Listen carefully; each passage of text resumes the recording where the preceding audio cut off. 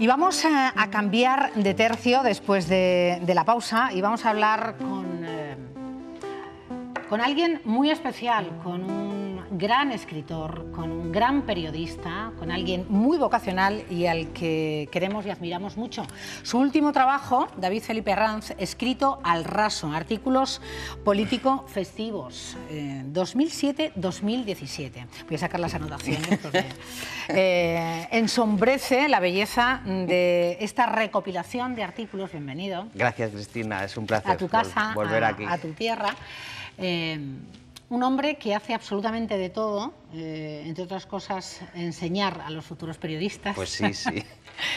Y que ha decidido, bueno, ¿por qué no hago un recopilatorio de esos estupendos artículos que en un momento yo creo que te sirvieron de desahogo? Bueno, la verdad es que algunos de ellos sí, pero el objetivo inicial era convertir en novela las pequeñas miserias de este oficio.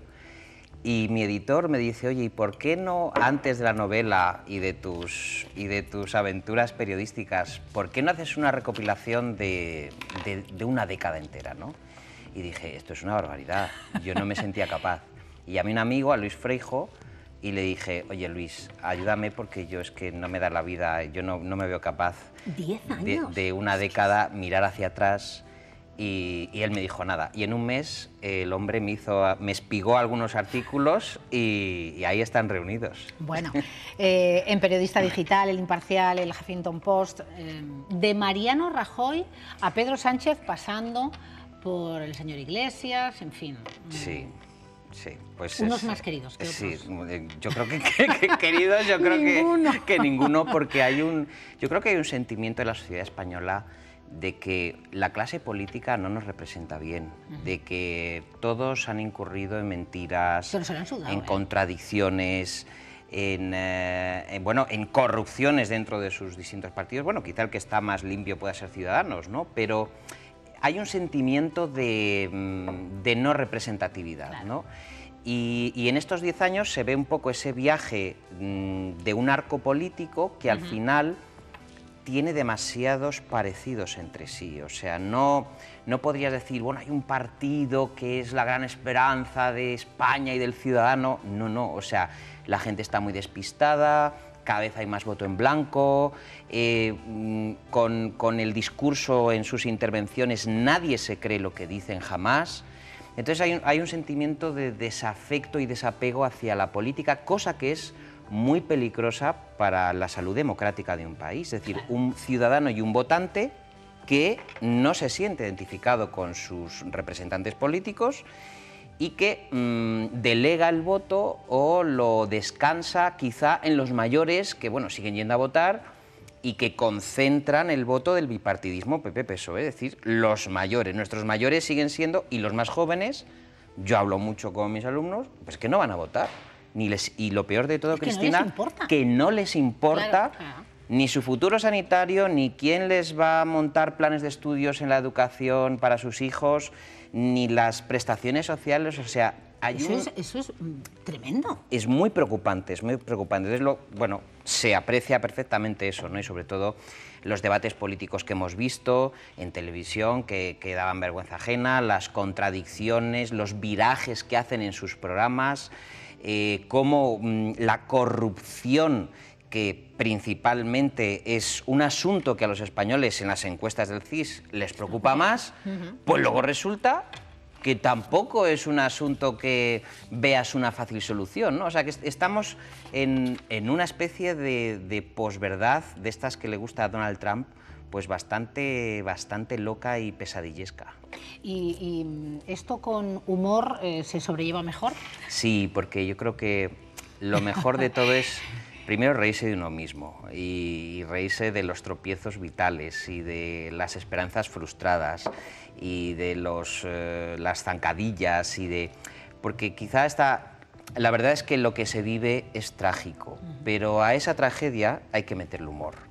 Y hay que meterle humor y amor, las dos cosas, ¿eh? Y yo creo que eso un ciudadano lo puede hacer, porque la verdad es que el reflejo de la clase política es tan penoso y tan pobre, intelectualmente tan mísero, que yo creo que ¿dónde les dejamos? Bueno, los valores descansan, fíjate. descansan en nosotros, en personas como tú, como yo, el ciudadano medio, las pequeñas familias, nuestros mayores, los chavales. Es decir, el ciudadano tiene el deber de remontarse éticamente, pero muy por encima de sus Los políticos mandatarios. dicen que es un reflejo de la sociedad. Bueno, Por eso ellos se comportan así. Bueno, yo creo que en la clase política aterriza lo peor de cada casa. Es decir, yo creo que el político de carrera que no ha tenido un oficio, que no ha tenido que labrarse una carrera profesional y que su único objetivo en la vida ha sido llevarle la maleta al presidente de su partido, bueno, pues hacer de lagotero oficial hasta que ha conseguido... Y de profesión, mis labores. De profesión, mis labores, sí, mi profesión, pelotear a mi líder, pero no tienen esa transfusión de valores sociales que tiene una persona que se tiene que levantar a trabajar para llevar adelante un negocio, estar en una estructura empresarial. No hay ese tipo de políticos. En los partidos, David, yo creo que debería de implantarse como condición sine qua non tener una profesión Totalmente. de la que salir y a la que volver. Totalmente, es decir, una persona que se ha visto obligada a bregar con dificultades vitales y profesionales que lo habilitan como un grandísimo profesional en su campo, pues, científicos, profesores, empresarios que de pronto hacen un bien a la sociedad porque son representativos en su campo, no porque han estado dedicados a pelotear a un personaje. Esa cantera, que esto no es de fútbol, ¿no? Efectivamente. Que es la cantera de donde... Y se les nota mucho en la forma de hablar, los mismos tics, los mismos giros, el mismo desapego, esa forma de no convencer a nadie. Yo creo que la clase política nuestra, por desgracia, no tiene nada que ver con los políticos de la transición, ni con Alfonso Guerra, ni con Carrillo, ni con Suárez. Es que ahora mismo, yo creo que de los últimos que podríamos decir que tienen ese perfil intelectual, pues podríamos decir a lo mejor un Joaquín Leguina y tal, pero que son muy mayores. Alfonso Guerra intervino recientemente y se llevaba las manos a la cabeza. Es decir, son políticos que tienen la cabeza amueblada, una estructura fundamental de contar las cosas. Absolutamente. Yo hace años entrevisté al que fuera durante muchos años también director de Diario 16 y me decía, una pérdida absoluta de valores. Totalmente. De catadura de todo tipo, ¿no? Intelectual. Es que además, si te das cuenta, cada vez que abren la boca, incluso me acuerdo en la Universidad Carlos III, cuando fueron Albert Rivera y Pablo Iglesias, se pusieron a hablar de Kant, no daban una. Claro, o sea, es que decir, es que algunos de los que están, es que son profesores. Sí, pero que cuando mencionaban a Immanuel Kant, no daban con el título. El profesor Tierno Galván, ¿no? Vamos, igualito. O sea, es que, y yo no sé si eso lo ha dado los planes de estudio, que han ido a peor. Que han fusilado la filosofía. Han fusilado todo, la filosofía, la literatura, entonces abren la boca y sube el precio del pan. O sea, es que son terribles y yo creo que tiene que haber un movimiento social para que la propia sociedad se arme contra sus líderes políticos y les demuestre que realmente pues, se tienen que renovar o marcharse o incluso irse a paseo. o incluso. Incluso. Oye, si comparamos el resto de nuestros países vecinos, europeístas todos, hombre, somos, ¿cómo fíjate, andan por otros lares? Macron está, es verdad que últimamente en intención de voto ahí ha tenido un resbalón, pero Macron es un tipo también que proviene de la empresa, es un tipo que tiene un montón de cursos sin haber falsificado ningún título, porque es que además hemos vivido unos episodios, Cristina, donde una presidenta de la Comunidad de Madrid, mirando a un catedrático de filosofía, le dice, como es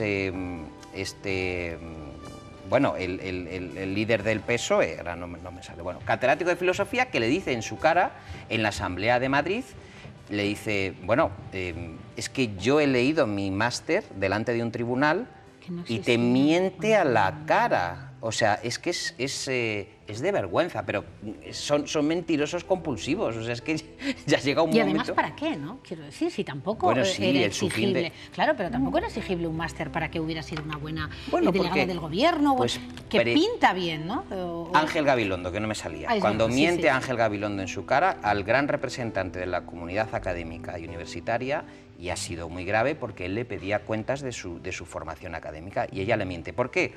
porque precisamente lo que hablábamos antes, necesitan armarse de un currículum que no tienen, es decir, coleccionar másteres a los que ni siquiera van, ¿no? Es decir, como no tienen todo ese background y... O sea, ¿eso sería impensable, por ejemplo, en Francia o en...? Hombre, ahí tienen unos controles maravillosos académicos. Es que lo que ha pasado aquí se está, afortunadamente, en los tribunales viendo a ver cómo es posible que una universidad pública como la Rey Juan Carlos ponga sellos del ministerio y vaya expendiendo los títulos académicos como si fuesen churros, ¿no?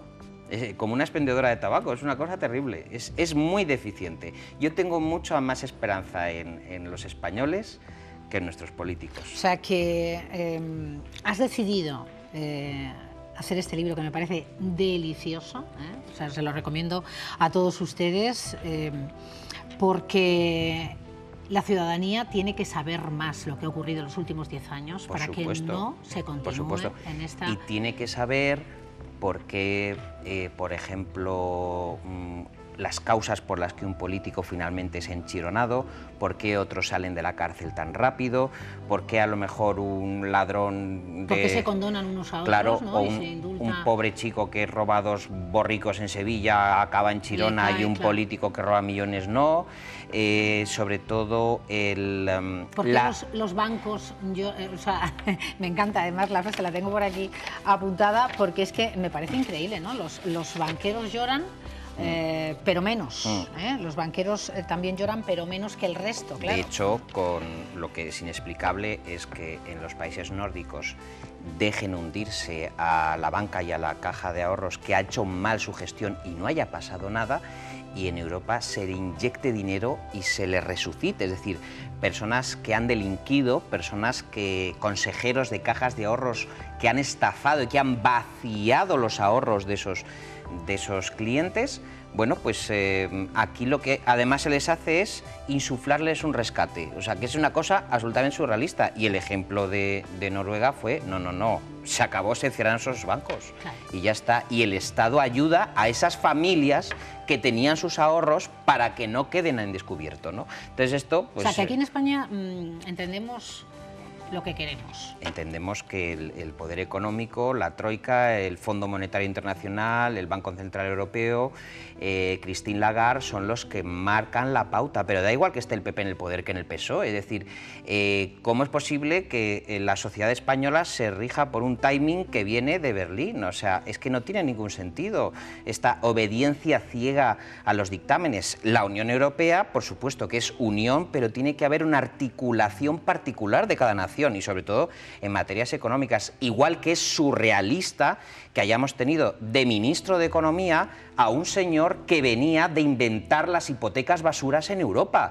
que el premio que se le da es que él represente la economía española. O sea, es que aquí han pasado cosas totalmente surrealistas, o sea, que los responsables de la crisis mundial hayan ostentado cargos políticos. Bueno, me parece una cosa pues propia de Luis Buñuel, de Artaud y de los surrealistas de los años 20. Me parece una vergüenza. Y nosotros, los ciudadanos, Cristina, tenemos que ser conscientes de eso, poner nombres y apellidos y poner cifras y conocer la trayectoria de estas personas que más que gobernarnos nos desgobiernan. Y esto es así. Entonces el ciudadano, por su día a día... ¿Qué nos queda? ¿Qué nos queda? ¿Qué hacemos?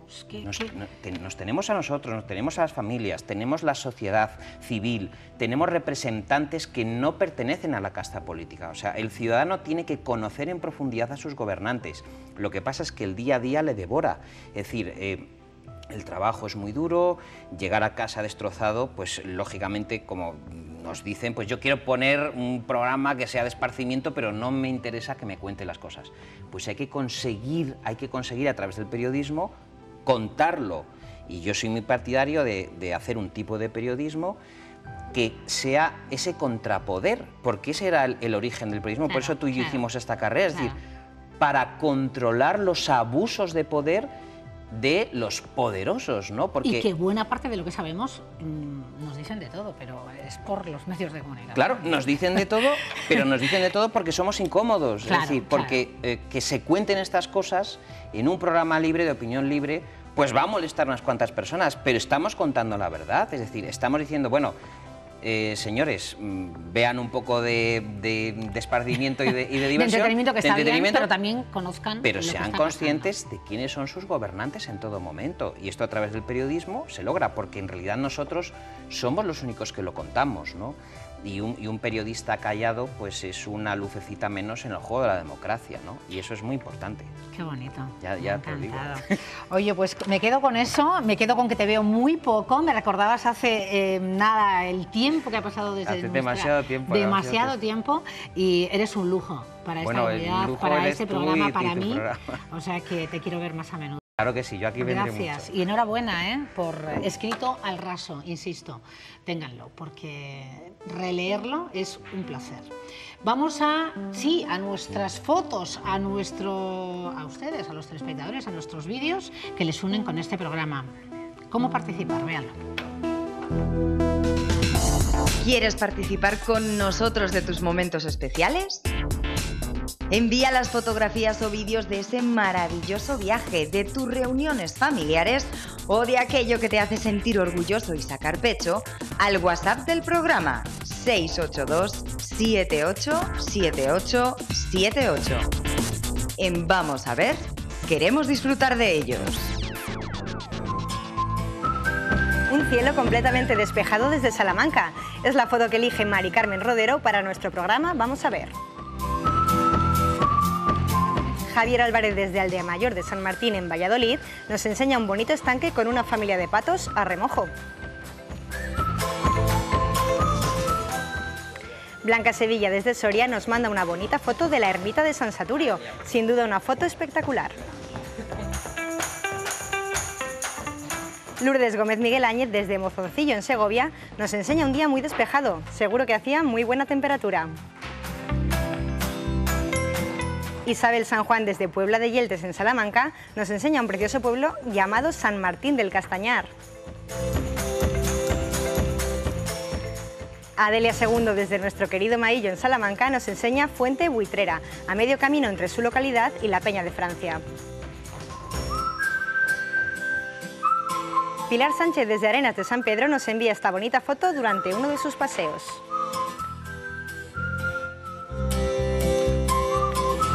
Y Pepi Sánchez, desde Moras Verdes, en Salamanca, comparte con Vamos a ver las bonitas calas de su jardín.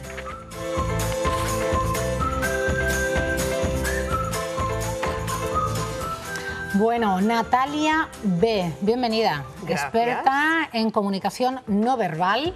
Vamos a abordar el segundo capítulo de cómo afrontar esa entrevista de trabajo. Un momento importante, sin duda, laboralmente hablando. Y si quieres, podemos hacer, Natalia, un resumen, un repaso de la primera intervención y continuamos. Claro, perfecto. Bueno, pues decíamos el otro día que es algo por lo que todos más o menos vamos a pasar en algún momento, así que es esencial que nos preparemos bien. Esto es como la primera parte de la que no podemos prescindir. Hay un trabajo previo que es el de preparación, entender la empresa, quien nos entrevista.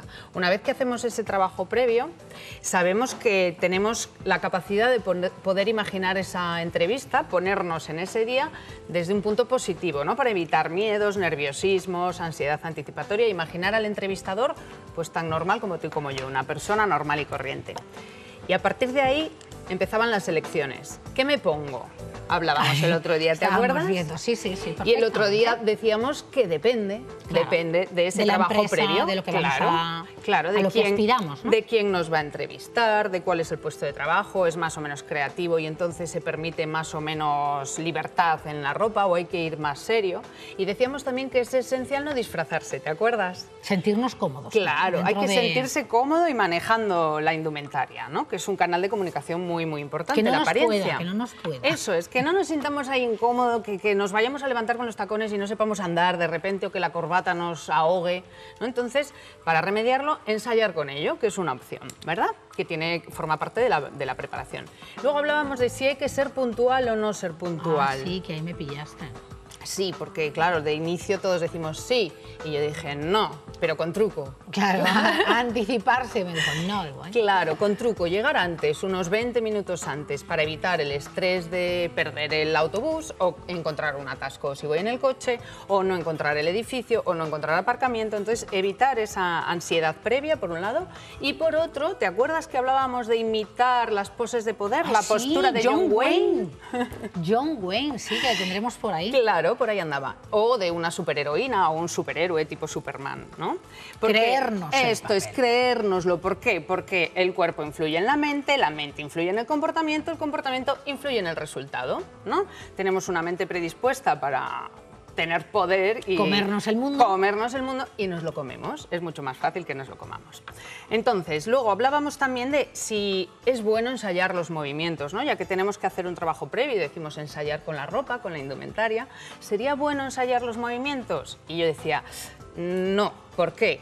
Porque es muy difícil llegar a naturalizarlos. Cuando los ensayamos parece que estamos forzados, entonces... Nos van a quitar naturalidad. Claro, nos restan naturalidad y sobre todo cuando algo está ensayado y uno está pensando en cómo lo tiene que hacer, no piensa en otras cosas. Entonces es mucho mejor que estemos a defender el currículum sabiéndonoslo muy bien y dejemos que el cuerpo hable, que el mensaje pase por el cuerpo. Por lo tanto, lo que tenemos que hacer es sabernos muy bien nuestro currículum y las argumentaciones para todos esos puestos. Como es nuestro, no nos va a costar. Claro, como es nuestro y esto de verdad verdadera, pues no nos va a costar, claro. Y nos habíamos quedado ahí. Lo siguiente, que dejamos un poquito en el aire, yo te preguntaba si te ponías nerviosa en las entrevistas de trabajo, ¿te acuerdas? Sí, bueno, es un poco... la generalidad sí se debe de poner, ¿no? Sí, bueno, nos ponemos nerviosos todos, casi todos, claro. En menor grado o en mayor grado. Claro.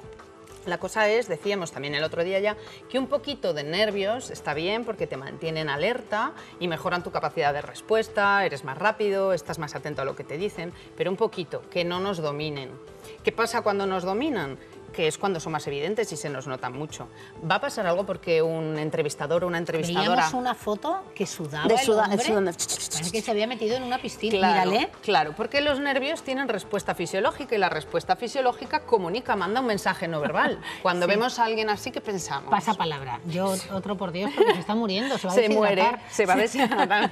Por este es un caso extremo, pero es verdad que los nervios en un nivel alto comunican mucho. Porque, claro, son respuestas fisiológicas o nos ponemos muy rojos o sudamos, como decíamos aquí, ¿no? Entonces hay una serie de pautas que podemos tener en cuenta, que podemos seguir para intentar rebajar ese nivel de estrés, ¿no? Lo primero son los gestos. ¿Qué pasa cuando nos ponemos nerviosos? ¿Qué gestos hacemos? Se llaman manipuladores. Porque manipulan. Lo dice el nombre. Cuando nos nerviosos, hacemos gestos manipuladores, que son, por ejemplo, tengo un boli con una tapa y hablo y cierro, o el típico de clic, clic, clic, clic, clic. Sí, Por eso tener boli en la mano, que el otro día lo lo hablábamos, digo, yo soy muy de bolígrafo. a veces es un poco trampa. O son aquellos que tenemos anillo y empezamos así con el anillo, o las manos... Eso fatal, ¿no? Claro, eso lo que... fatal... No Los que pasa te estén nada. viendo. No, fatal, yo no puedo hacer Fatal. ninguno. No, sí podemos, oye, que no se puede evitar todo, pero como ensayamos antes, hacemos un trabajo previo antes, sería buenísimo que nos grabásemos en vídeo. ¿Vale? Ensayásemos con alguien, ahora todo el mundo tenemos móvil. Y nos viéramos y nos escucháramos y detectásemos esas áreas de mejora que todos tenemos. Entonces, los manipuladores es lo primero que habría que evitar. O una pulsera, y juego con la pulsera. Quítense anillos y vengan como viene hoy Natalia. Sí, quitemos cosas del medio. Eso es, porque a lo mejor nos ponemos el bolso encima, tiene un fleco y empezamos a jugar cualquier cosa de esta. Inconscientemente. Inconsciente, se hacen de manera inconsciente. Pero son fáciles de rectificar porque se detectan muy rápido. Y si dices, joder, llevo media hora con el anillo, clan, clan, clan, clan, clan, clan, ¿no? Estos gestos hay que intentar cambiarlos por ilustradores. ¿Por qué? ¿Y cuáles son? A ver. Estos. Ilústrame. Ilústrame. Estos. Los ilustradores son esos que nos hacen acompañar el mensaje. Por ejemplo, decimos, pues primero estuve trabajando aquí, luego fui allá y luego allí. Entonces, esto sería un gesto ilustrador. Esto sería un gesto ilustrador. Esto sería un gesto ilustrador. ¿Por qué es conveniente cambiarlos? Esto, contráteme. Esto, contráteme. Aquí estoy yo, no se lo pierda. No se lo pierda. También es un ilustrador. Hay que cambiarlos porque nos encantan las historias y cuando ilustramos el mensaje lo que hacemos es que hacemos más rica la historia. Apoyamos. ¿No? Apoyamos, ilustramos, porque lo dice también el propio nombre. Y eso hace que sea más creíble, que tenga más peso, más solidez Y esto, claro, siempre gusta mucho a quien te está oyendo. Y siempre mirando a los ojos, Natalia. Y esto te lo voy a contar luego, pero siempre mirando a los ojos, siempre mirando a los ojos. Entonces, sabemos, por parte de las investigaciones, que cuando usamos gestos ilustradores, directamente vamos a favor de nuestro... de la sensación que damos de credibilidad y de ser competitivo o competente, ¿vale? Y esto es una de las cosas que queremos que quien nos está entrevistando piense de nosotros. En cuanto a los gestos, por favor, no escondáis las manos nunca debajo de la mesa, que esto es muy normal. Cuando nos vamos a los manipuladores, nos la escondemos debajo de la mesa, nos tocamos la rodilla, nos la cogemos, ¿no? Empezamos con gestos como si tuviéramos un baile. Entonces, las manos siempre encima de la mesa para que sea más fácil que nos salgan los ilustradores. Vale. Y enseñar las palmas de la mano es otra cosa esencial. Sí, esto lo llevamos de serie desde principios de la evolución. ¿Por qué? Identificamos enseñar las manos como que no hay nada que esconder, que somos sinceros. Sí, hombre, no nos vamos a poner así, pero sí que los gestos sean enseñando las manos, ¿vale? Porque todavía tenemos ahí grabado que enseñar las manos es de venir en son de paz, nada que ocultar, de ser confiable, efectivamente. Entonces, esto en cuanto a los gestos. ¿Qué nos pasa con la postura? Bueno, estaba viendo yo a esta señorita por el rabillo del ojo. ¿Qué le pasa a esta señorita? Puede parecer súper evidente o quizá un poco simple decir que nos tenemos que sentar bien. Pero ¿sabes lo que ocurre? Que cuando estamos nerviosos nos retorcemos y el cuerpo se pone en posturas, perdón, extrañísimas. Como por ejemplo, la primera chica. Esta primera es fatal. La primera está aburridísima. Está aburridísima, perdonadme. Sí. Aburrida o muy nerviosa. Sí, o que pase de mí ya esta situación que me está desbordando. Sí, o puf, llevo aquí esperando demasiado tiempo. No me están haciendo caso. La segunda también tiende a los nervios, entonces estás un poco encogido. Entonces, aunque parezca un poco tonto, sí que es recomendable que pongamos atención a cómo nos estamos sentando. Entonces, obviamente, sentarnos erguidos en una posición recta, un poco inclinado hacia adelante, demuestra interés en lo que te están contando. La postura es muy importante. Puede parecernos que no, pero de repente nos podemos encontrar con gente un poco sentada así. Y esto dice muchísimo. Esto dice muchísimo, claro. Claro, y lo que queremos que piensen de nosotros es que estamos interesados en lo que nos dicen, en la persona que nos habla, en la empresa, en el proyecto, a fin de cuentas. Entonces, la postura es lo siguiente en lo que tenemos que prestar un poquito de atención, ¿vale? Después tenemos el contacto visual, que lo decías tú antes. ¿Qué pasa con el contacto visual? ¿Qué pasa? Mira, en la comunicación no verbal hay cosas que son... ¿La gente suele no mirar a los ojos? Es algo que se nos olvida bastante con los nervios. Tendemos a buscar en nuestro cerebro lo que vamos a decir y evitamos un poco la mirada del otro porque una mirada directa en un estado de nervios siempre es un poco invasivo o difícil de llevar porque estamos nerviosos. Entonces es algo que tendemos a descuidar. Pero se sabe, fíjate, hay estudios de comportamiento que dicen que la capacidad de mantener la mirada es una de las cualidades que más valoran los entrevistadores. Fíjate, Así que mantener la mirada es esencial. Sí, pero no pasa nada. O sea, sí me das pie. Está muy bien. Es esencial.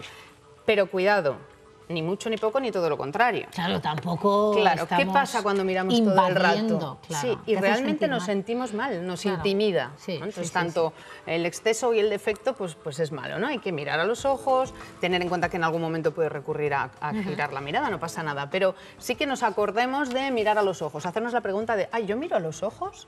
Y entonces eso ya solo nos va a mantener Hágansela. ahí. Yo miro a los ojos, ensayen si tienen una entrevista de trabajo. Pronto, tomen buena nota, vuelvan a oírlo. Y luego es algo cultural también. Decía antes que iba a decir que en la comunicación no verbal hay cosas que son comunes a todos los seres humanos, por ejemplo las expresiones faciales básicas, y hay otras que tienen un componente cultural muy grande. La mirada es uno de ellos. ¿Y qué quiero decir con esto? ¿Quién nos entrevista? ¿De dónde es? ¿De dónde es la empresa? ¿Es una empresa nacional o estamos trabajando para alguien de otro país? Y ese trabajo previo que tenemos... culturalmente también eso influye. Claro, culturalmente influye. Por ejemplo, por ponerte 3 ejemplos, Estados Unidos, en cuanto al contacto visual. Es una sociedad de contacto visual. Es que realmente, si no mantienes el contacto visual en los negocios, sienten que les estás faltando el respeto. Directamente, o sea, es como, bueno... Claro, pero si estás con un chino...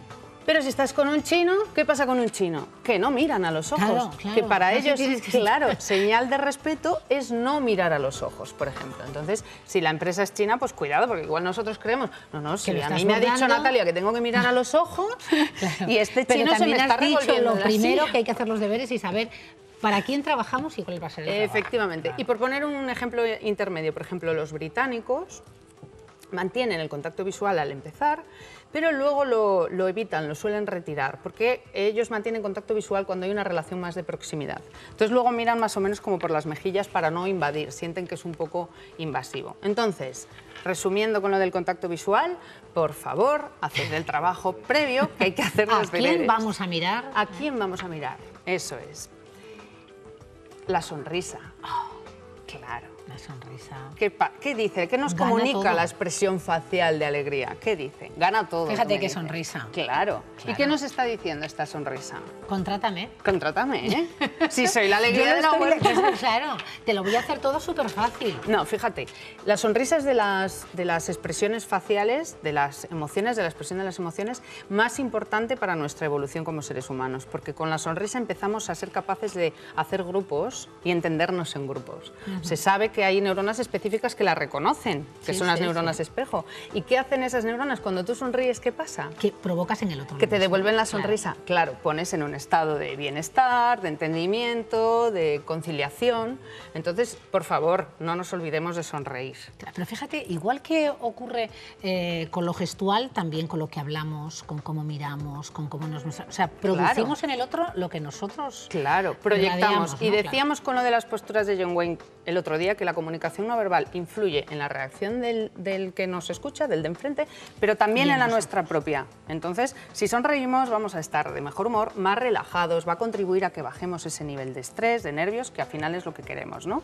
Que no nos noten Están tomando ahí. nota, están tomando nota. Consejos, buenos consejos con Natalia B para una entrevista de trabajo. ¿Y qué pasa con la voz? Que es otro canal de comunicación muy importante. Con el volumen al que hablamos, el tono, el timbre. ¿Tendríamos que trabajar en eso? Yo he dicho que nos grabemos en vídeo. ¿Qué tendríamos que hacer? Bueno, yo digo de primeras, no nos volvamos locos, porque ponernos a trabajar en modular la voz es muy difícil. No nos volvamos locos. No nos volvamos locos. Pero sí que es muy recomendable que adaptemos nuestro tono de voz, nuestro volumen, al de la persona que nos entrevista. ¿Por qué? Si la persona que nos entrevista habla muy bajito, seguramente será una ¿Deberíamos persona... nosotros Sí, deberíamos adecuar nuestro Adecuarnos. tono de voz y que sea más bien tirando abajo. ¿Por qué? Porque las personas que hablan bajito, cuando alguien habla muy alto, yo Les por ejemplo, molesta. sí, les abruma. Es como, uy, qué invasivo, ¿no? Y al contrario igual, a una persona que habla más bien alto, contundente, Potente. llegas hablándole bajito y le pones de los nervios. Ya este hablaba para el cuello de la camisa. A mí me ponen. Te pone nerviosa. Claro, porque A mí hablamos me alto, pone. tú eres de las Porque, mías. claro, tan suave, tan todo que... Pero hay gente, esto claro, somos distintos, somos muchos y Claro, muy distintos. claro, claro. Entonces tengamos un poco la picardía de adecuarlo. Pero tiene razón, sí, sí. Claro, de adecuarlo a nuestro entrevistador. Y sobre todo también vocalizad, como he dicho, que os vais a grabar en vídeo, cuando se graben y se vean, se me entiende, que pregunten a alguien, porque de verdad hay muchas veces que no se entiende lo que dice, Se se me mascan entiende. las palabras, claro. Entonces, vocalizar es esencial. Así que como resumen así de los puntos de qué podemos hacer para controlar los nervios, serían unas pautas muy sencillas. Sonríe, como la primerísima, aunque la hayamos dicho de las últimas. Mira a los ojos. Tendemos a mirar a los ojos y a sonreír a las personas con las que tenemos más afinidad. Así que le estamos diciendo al entrevistador, tengo afinidad contigo. Claro, se lo estás lanzando. Se lo estás diciendo. Como yo con mis queridos telespectadores, que les sonrío y les miro a los ojos. Vaya ojos bonitos que tienen los casianos y leoneses cada tarde. ¿A que sí? Sigue, sí, sí. Venga, la siguiente sería abre tu postura antes, imitando a John Wayne en estas poses de poder, pero después también abriendo las posturas, haciendo gestos ilustradores, enseñando las palmas de las manos, ¿vale? Enseña las palmas de las manos sería una buena, la podemos apuntar, y controla tu voz. Ponle atención un poquito a tu voz, al tono y Modula, timbre. entona, vocaliza y Eso seguro es. que ese trabajo será tuyo. Eso es. Pero como recomendación basiquísima, por favor, prepáratelo.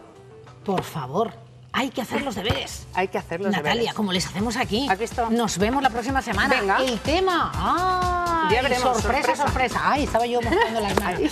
Gracias, Natalia. Gracias a ti, Gracias a ustedes. Cristina. Nos vemos mañana miércoles. Besitos a todos.